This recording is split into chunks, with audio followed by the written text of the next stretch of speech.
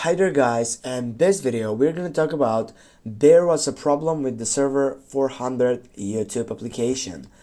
Firstly, what you need to do to get up and fix this problem, you need to get off from your YouTube application. You need to go on your settings on your phone. Right after you get up, just on the search box you can type for date, go for date and time. Then here you need to make sure that the first selection, which is use network provided time, it's turned on. If it's turned off like this one, you need just to turn it on. And the next thing what you need to do, you need to go up on your settings bar. You need to scroll down and take a look for applications. Then you need to go on the second selection, manage applications.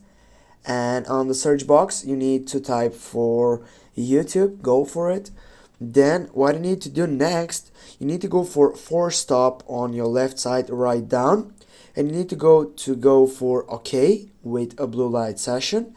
When you do that, you need to get up and just scroll down, go again for clear data and go for clear cake, then go OK. And that's it guys. Thanks for watching. Don't forget to hit that like and share the video. If you have any questions, please comment down below in the section. See you soon.